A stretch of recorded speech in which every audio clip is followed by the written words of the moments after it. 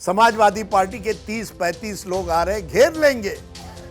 और यही तो देश की, that is why we are not Pakistan. और सब वहां यहां ये देश की सबसे मजबूती होती है। लेकिन हम चाहते हैं कि एक मिली जुली सरकार हो और दूसरी तरफ हम चाहते हैं एक मजबूत विपक्ष हो। तो मिली जुली सरकार, मजबूत विपक्ष, ये देश इसी तरह से आगे जाएगा। विपक्ष के सामने भी चुनौती है। किसी नेता ने इस चुनाव में अगर अच्छे टिकटें दिए, वो अखिलेश यादव ने कोशिश करके दिए। वही बीजेपी ने गलती की, उनको लगा यार मोदी योगी डबल इंजन है, 4 बार जीती है, 5वां बार भी जीतेंगे। ये वोटर को टेक फॉर ग्रांटेड कि वोटर जो है वो हमारे साथ ही है, ये गलती करते। 28 है तो कम से कम थोड़ी तो कांग्रेस को राहत मिली है। देखिए, विपक्ष को राहत मिली है। विपक्ष को ऐसी स्थिति में जनता ने नहीं पहुंचाई कि उनकी सरकार बननी चाहिए। यही तो मजा है इस चुनाव का।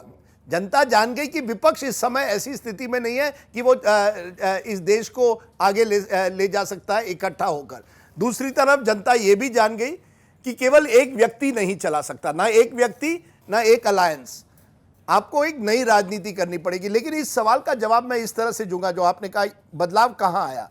देखिए, कांग्रेस को कुछ बेनिफिट सहयोगियों से मिला, जैसे उत्तर प्रदेश में खासकर कि सपा का इतना अच्छा परफॉर्मेंस रहा, वहां सबको वो आगे ले पाया कांग्रेस को। लेकिन कहीं ना कहीं जो कांग्रेस ने नैरेटिव सेट की, संविधान खतरे में है, खटाखट आपको कुछ देंगे, ये कहीं ना कहीं जनता को वो एक जनता के साथ उन्होंने कनेक्ट कर दिया। अब राहुल गांधी को हम हमेशा कोसते हैं, ये नहीं किया वो नहीं किया, और कई, जैसे मैंने उस दिन भी कहा था, कई बार वो उन्होंने संधि खोई थी।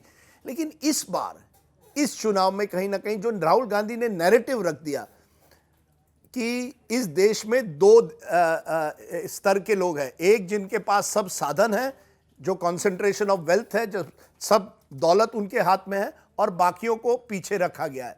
वो कनेक्ट हुआ। आप देखिए, जहां दलित बहुमूल्य कंस्टिट्यूंसीज है, वहां कांग्रेस का प्रदर्शन बहुत अच्छा रहा है। 154 ऐसे कंस्टिट्यूंसीज हैं जहां दलित 20% से ज्यादा है, विपक्ष 92 उनमें से जीता है। तो कहीं ना कहीं बॉटम ऑफ द पिरामिड जिसे कहते हैं, जो निचला वर्ग है, जिन्हें उतने साधन नहीं है, उन्होंने कहा यार कोशिश ट्राई करते हैं कि क्या कांग्रेस अगर आए तो कुछ बदलाव आएगा। तो कांग्रेस को उसका जरूर फायदा हो। और बीजेपी ने उस नैरेटिव को वो पूरी तरह से कॉम्बैट नहीं कर पाई, जो नॉर्मली बीजेपी अच्छी तरह से कर पाती है।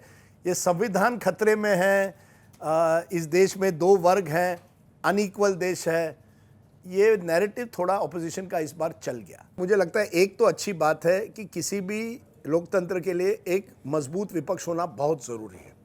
पिछले 10 सालों में इस देश की, मुझे लगता है, कमज़ोरी रही है, विपक्ष कमज़ोर इतना रहा है। इसलिए पार्लियामेंट में हो, मीडिया में भी हो, उनकी बात इतनी सुनी नहीं जाती है, या उनकी बात सुनाई नहीं देती थी।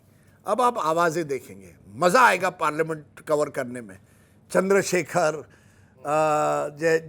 जैसा नेता इलेक्ट होता है, महुआ मोइत्रा वापस आ रही है पार्लियामेंट में, समाजवादी पार्टी के 30-35 लोग आ रहे हैं, घेर लेंगे। और यही तो देश की, that is why we are not Pakistan. और सब वहां यहां ये देश की सबसे मजबूती होती है। वहां जो हारता है उसको जेल में डाल देते हैं, या चुनाव के पहले या बाद में। यहां अब विपक्ष को एक मौका है ये दिखाने के लिए कि आप कंस्ट्रक्टिव ऑपोजिशन रह सकते हैं। यानी मसलों पर आप, जो आपको लगे जो बुनियादी मसले हैं, फिर वो बेरोजगारी हो, कुछ भी हो, जो बुनियादी है, उन पर आप अपनी बात रखें और जनता को कन्विंस करिए। 5 साल बाद अगर जब चुनाव होते हैं, अगर जनता कन्विंस हो गई कि आपके पास कोई एजेंडा है, आपके पास कोई मॉडल है, तो जनता आपकी भी बात सुनेगी।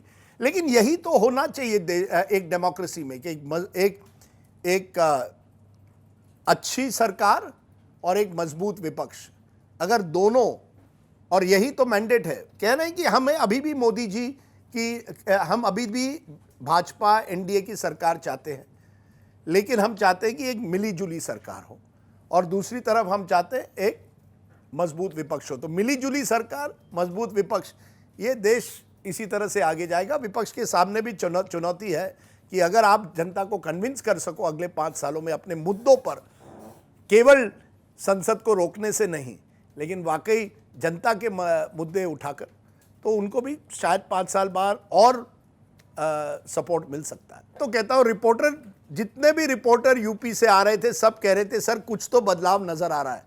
बहुत कम रिपोर्टर मैंने जो यूपी से आए उन्होंने कहा सर एक तरफा है, किसी ने नहीं कहा, लेकिन पोलस्टर कह रहे थे। तो ये आप सवाल पोलस्टर से पहले वाला जो आपने कहा, लेकिन मुझे लगता है जो बदलाव यूपी में आया वो यही है कि 2-3 कारण हैं। एक तो है कि, और इसका डिस्कशन हमने उस दिन किया था, जो पीडीए, जो पिछला दलित अल्पसंख्यक, जिस तरह से बार बार अखिलेश ने इस बार न केवल उसको एक नारा बनाया, लेकिन उनके टिकट वितरण में देखिए उन्होंने कोशिश की कि यादव मुसलमानों के अलावा हम ओबीसीज, अन्य, उन्होंने एक वाइडर सोशल कोलिशन जो मुलायम सिंह जी भी नहीं कर पाए थे, उन्होंने वाकई एक कोशिश की है। मैंने उस दिन भी कहा बेस्ट टिकट्स दिए हैं, किसी नेता ने इस चुनाव में अगर अच्छे टिकटें दिए हैं वो अखिलेश यादव ने कोशिश करके दिए। वही बीजेपी ने गलती की, उनको लगा यार मोदी योगी डबल इंजन है, 4 बार जीती है, 5वां बार भी जीतेंगे। ये वोटर को टेक फॉर ग्रांटेड कि वोटर जो है वो हमारे साथ ही है, ये गलती कर दी कि वहां के स्थानीय लोगों को आपने किनारे कर दिया। मैंने उस दिन जौनपुर का उदाहरण दिया था कि कृपा शंकर सिंह मुंबई कांग्रेस के अध्यक्ष हुआ करते थे, 2 साल पहले भाजपा में आते, आप उनको जौनपुर की टिकट देते हैं, और कई ऐसे लोगों को आपने टिकटें दी। और ये भी कहानी है, अब ये आप लोग खोजिए कि योगी आदित्यनाथ का कितना रोल था, क्या वो पूरी तरह से चुनाव में सक्रिय थे, नहीं थे, क्या कहीं ना कहीं उनको भी एक मैसेज जा रहा था। और ये बड़ा फैक्टर है, क्योंकि जब तक आप में समन्वय नहीं है उस तरह का, जो दूसरी तरफ था इस बार राहुल और अखिलेश में, तो कई फैक्टर्स हैं, लेकिन लोकल फैक्टर्स है और दलित फैक्टर है।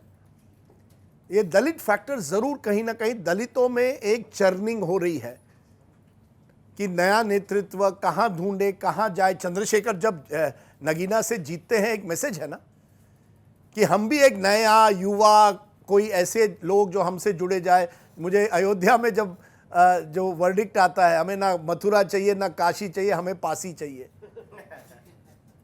एक मैसेज जनता दे रही है कि हम देखिए मंदिर बन गया, अच्छा है, हम भी चाहते हैं मंदिर बने, लेकिन मंदिर से मेरी रोटी रोजगार तो नहीं होने वाला।